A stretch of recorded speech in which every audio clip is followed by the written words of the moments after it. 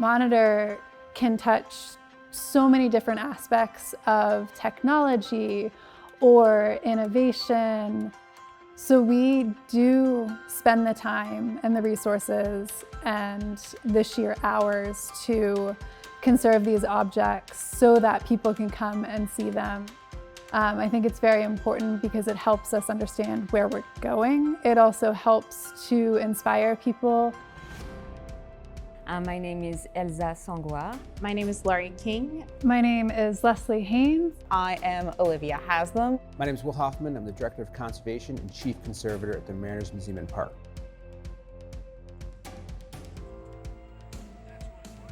Starting in the late 90s, NOAA determined that Monitor was in an advanced state of deterioration and planned a major recovery effort with the goal of ultimately recovering the turret, getting the most significant artifacts. But due to the way that Monitor sank, the turret came to rest underneath the engineering section of the ship.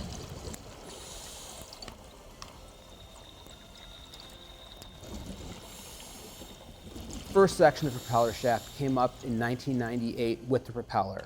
The next recovery phase happened in 2000, which saw the recovery of the Skeg Assembly, which held up the propeller and the rudder.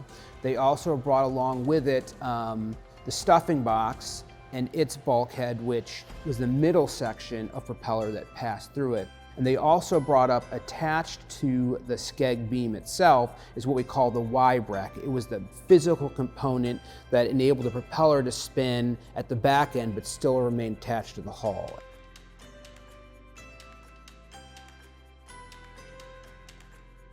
The Skeg is an extension that goes from the stern and extend all the way to the rudder post on a ship. So it stabilizes the rudder and it also stabilizes the propeller shaft. So the Skeg beam, which would be the largest, heaviest element of this assembly itself, is about 4,000 pounds and I believe 27 feet long, yeah. Another element of the Skeg that is really interesting is that this is the structural part of the ship. This is not a machinery. This is really an element of the construction of the frame of the ship itself.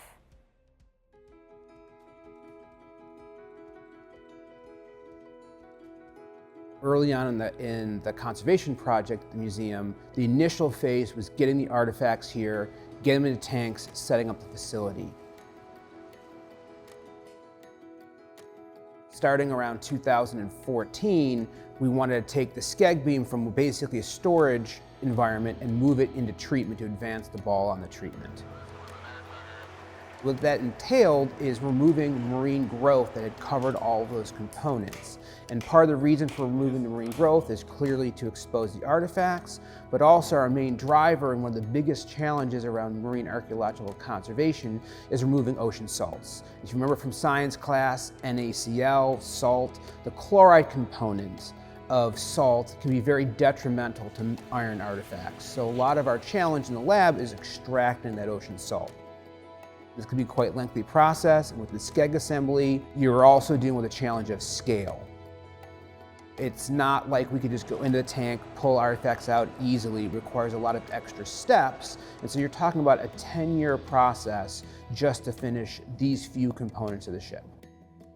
I think one of the most challenging things of working with the Skeg is that it is oversized. The objects are some of our largest and heaviest, but it's also the placement of the tank and the fact that we do a lot of this work outside. We aren't able to rely on the overhead crane like we are with the items inside the lab, and so we rely on external partnerships and organizing that. The Skeg assembly, technically by the numbering system we use, is 3 pieces that have since been taken apart into roughly 300 pieces. In the tank that we just finished, there were 16 pieces that were then broken further apart into roughly 50, which is part of our process. It is to take things apart so that we can treat them better and understand better the actual processes of how the ship was made. The main material that the majority of the recovered USS Monitor artifacts are made out of is wrought iron. And wrought iron is produced by basically converting brittle cast iron into a malleable, usable material. So it'll look like steel, but it's not. And the way to do that is they actually take cast iron ingots, heating up and beating it flat. And what that does is it takes where octagonal, sort of hexagonal shaped metal grains and physically crushing them flat and elongating them. So wrought iron, when it deteriorates, starts looking almost like wood and bark. It's got that kind of wood grain pattern, and that's just from the inclusions from its process of being made. So some of them can actually get a couple inches deep, these little inclusions, as material leaches out over time. But that material is usually replaced with concretion that can get in really deep, because these objects used to be fully covered in the concretion, so you couldn't actually see the surface area at all. The treatment of the Skeg Assembly has been active for about 10 years, and we've been focused on desalinating the items in the tank, undergoing electrolysis, electrolytic reduction, and desalinating as much as possible. Many of them are oversized, weigh at least a couple hundred pounds, if not over 1,000. During that time, we were also occasionally bringing the objects out to do dry ice blasting. As a conservator working on the Monitor project, there are not that many projects of this size in the world. We're learning a lot, and that is the aspect that I really enjoy. One of the aspects that I really enjoy. We are researching new treatments, making sure that we're going to do the best that we possibly can with these objects, and then these work also have repercussions in other projects around the world. So that is an aspect that I really enjoy, that we have the opportunity here to make a difference, I think, to make an impact, definitely in the field of conservation and archaeology and history as a result as well.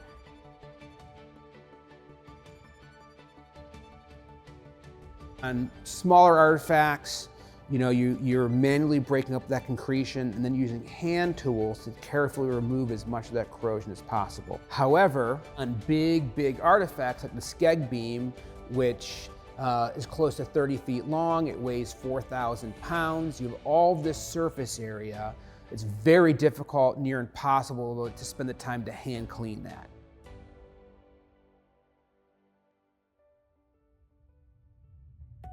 So how do you solve your problem knowing we have these challenges of scale? And that's really what sets the Monitor conservation project apart, is scale.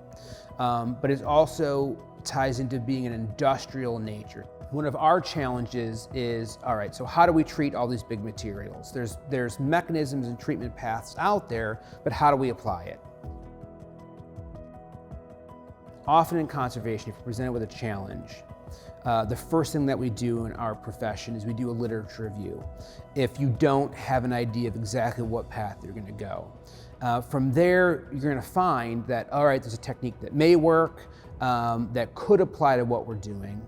And so then what you do is you take that technique, you do testing, you figure out if it's going to work for you. Your second mechanism is going to be, all right, this method didn't work, so we're going to have to modify that approach to fit our specific need, and then do testing and find out if it's going to work. And then the third approach is, no one's ever done it like this, so we're going to have to develop a new technique or method and then apply it to what we're doing and see if it works. So due to the Monitor project being an industrial nature and scale, we often have to ride between the second or third.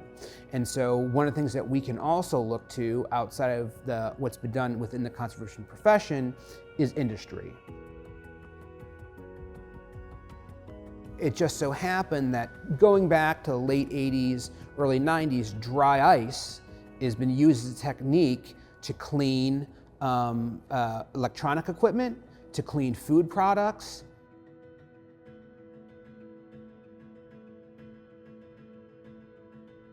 Dry ice blasting is an abrasive cleaning technique similar to sandblasting, where you have an aggregate media that is being pushed through by compressed air.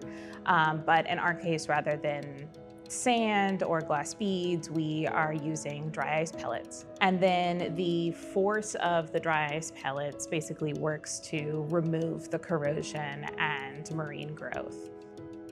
I came onto the team in 2016 specifically to work with dry ice blasting research. Initially, I was researching using the dry ice blasting for the cleaning of cast iron pieces that were not graphitized. Will had already done a significant amount of research with the wrought iron objects, and so he wanted to see if that could be done with cast iron. This range in here, I think it was 6 inches ultimately was the ideal. Everybody, none of this hurt it, but ultimately that was the target. After we found the settings for cast iron, we thought, well, sky's the limit. Why don't we see if we can also find settings for copper alloys as well, because the Monitor and the engine especially have a lot of copper alloy components. And the main issue that we had encountered in the past with those copper alloys is that for some reason, on a lot of them, there is a very thin layer of that calcium marine deposit that likes to form on the copper alloys. But because copper is so soft, it's very difficult to remove that marine growth without damaging the soft copper alloys underneath. There was a lot of work that went into that research. We took several different samples of modern copper alloys, cut them into little pieces, mounted them in epoxy, and then polished them to a high shine, and then took microscopic photos at about 300 times magnification before and after dry ice blasting, so that even if there was damage that you couldn't see with the naked eye, if there was like tiny pit-sized microscopic damage, we would know that it was there. So I polished and photographed, I want to say 90 different samples before we found the right settings. So finally finding those right settings was so satisfying in the end. So when we are dry ice blasting outside, we will roll our machine out, pull out the air hose, connect directly to our compressed air system. Once that is fully connected in, we'll dump in all the ice that we think we're going to use at that time. We have preset standards for wrought iron and copper alloys. Outside, it's most likely going to be wrought iron.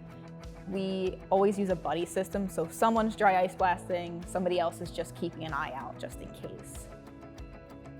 We wear a lot of personal protective equipment. We also wear safety glasses or a full face visor, just because sometimes, especially on the dirtier things, you can get a lot of dirt and corrosion flying back at you. There can be a little bit of a kickback from the nozzle, so it can be a little bit tiring, but we try to just take shifts and so nobody gets worn out.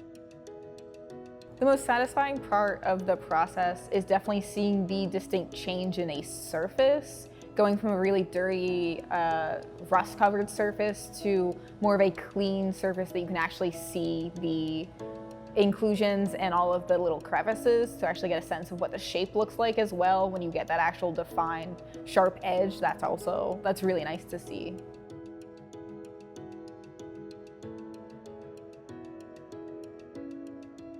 It is an immediate change, and that is something that you really don't see very often in conservation, especially archaeological conservation.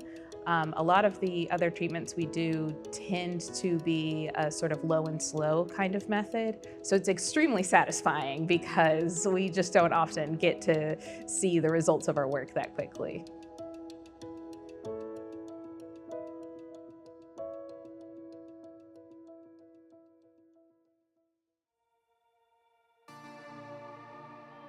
The objects went through 3 rounds of dry ice blasting and electrolytic reduction until they were clean enough in terms of removing all of the corrosion and the concreted substances on the surfaces. The tank was drained, they were rinsed and dried, and now we're in the final stages of coating them in a couple of different protective coatings. So the final treatment stages of wrought iron specifically, as that is what the Skeg Assembly is predominantly made of, is a 2-coating system where the first, after it has been dry ice blasted to give it a clean surface, is going to be a tannic coating layer, which kind of helps create a stable iron corrosion almost on the surface, is the best way to explain it. It is the dark color you'll find on a lot of wrought iron objects, which is actually a very good stable layer for the iron to have on top. It kind of helps slow down any corrosion that could be occurring. On top of that is an acrylic coating layer, which really seals in the iron and helps keep the relative humidity from penetrating it too quickly. Iron is happiest at a very low relative humidity, so the less moisture, the happier the iron is. So maintaining an environment around the object is the best way we have, but these coating systems really give us the best method for preserving the iron for as long as it physically possibly can be without retreating it every few years.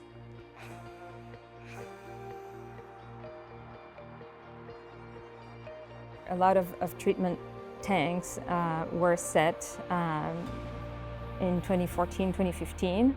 And so 10 years later, we're finally at a turning point in terms of conservation for a lot of these objects. So it's like seeing the light at the end of the Monitor tunnel, if that makes sense.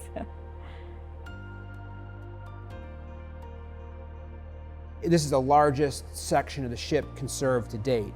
And the fact that we, for the first time since the ship sank, have turned it over the Skeg beam and put the back of the ship into place, that's when you start really feeling the reward and knowing that this one little step may have taken years off the treatment timeline. And at the end of the day, the reason why we have these materials and why they're recovered is to be able to utilize them to tell the stories of the people, the ship, and the crew.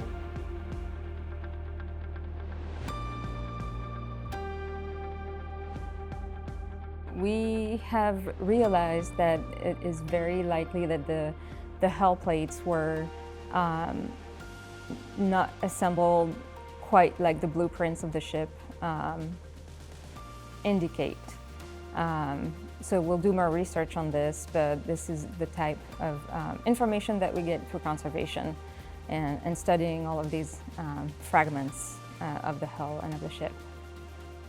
Because the ship was built very quickly, a little over 100 days, you can tell that it was not necessarily about perfection and polishing the work. So if a hole was punched in the wrong place, you just don't bother, you just punch a hole next to it. So we see a lot of these like extra holes that were not used, or small mistakes that are very, very human and normal. One of the coolest things that we found while working on the Skeg Assembly was during one of the initial deconcretions to remove the bulk of the concretion before we started dry ice blasting. And Laurie and I were working on one of the larger bulkheads that forms the engine frame, so the back bulkhead that the engine would have sat on before you go towards the rear of the ship and the Skeg. And we actually ended up finding a cast iron file wedged in one of the angle irons that was about almost 2 feet long. And it's still waiting treatment, but we're hoping that we do actually find a maker's mark on it. We found maker's marks on similar files and other items from the ship. And so that should hopefully connect us to a new voice who outfitted Monitor that we didn't know about before. And it's also interesting to think about how it got there. If, it may have fallen down during the time of the sinking, but maybe someone dropped it before and hadn't recovered it yet. And it really kind of reminds you that this was hand-built. It wasn't just, machinery cutting out a ship and putting it together, that there is a human element to it that we are preserving as we conserve it.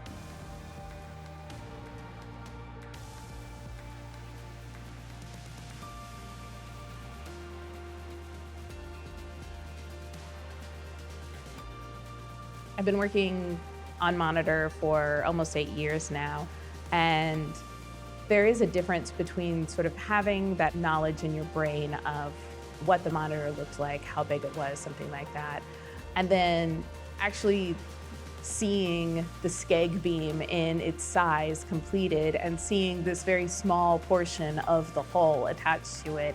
and really for the first time being able to visualize how big the ship is and how big the next pieces we're going to be working on are, and the size of future projects, both literal and figurative size. So it's been very exciting, and I'm really it feels very special to be a part of the project. We're very fortunate here that we can take the time to really test these methods out. We have the opportunity to really then share that on a larger scale. And so we think about it's Newport News, it's a Mariners Museum Park, but we're really having a national and international connection.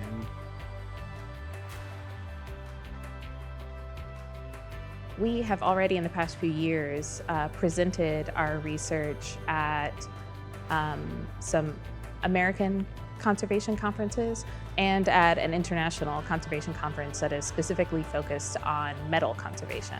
It's been very satisfying to be able to communicate with different institutions on their adaptation of our research and the use of dry ice blasting. I think the work that I've been doing has given me a greater appreciation of those who built this ship and for those who helped work on it, and even those who raised it, as it is quite a large object to be working with. It really kind of shows how much people cared about this ship, so it's nice to see that in the treatments that were done in the past, that care is still there, and we're continuing that care in the future as we look at treatments and make improvements as we go.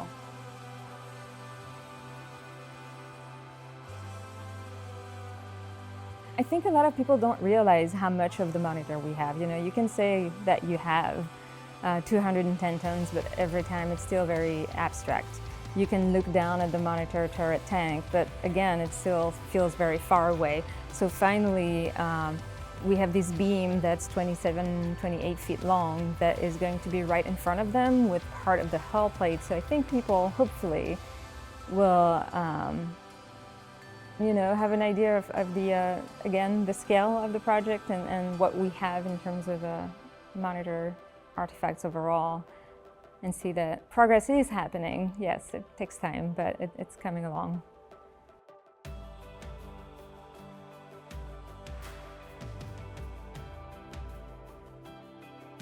I think one of the most exciting things about the public being able to see the Skeg complete and on display will be the fact that this is one of the first times they'll get to see the actual hull of the ship.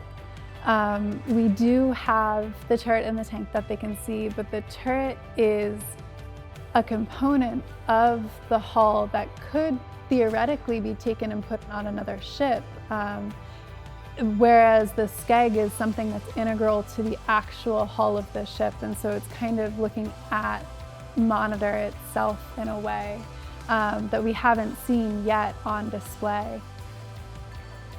I do feel that I am part of a long line and a legacy of keeping Monitor alive in a way. Preserving the physical material helps keep the Monitor kind of continuing on its story. We are just one part of that story, from when it was first built and crewed to the recovery and now the preservation, and then it will continue its journey hopefully for decades, if not centuries to come.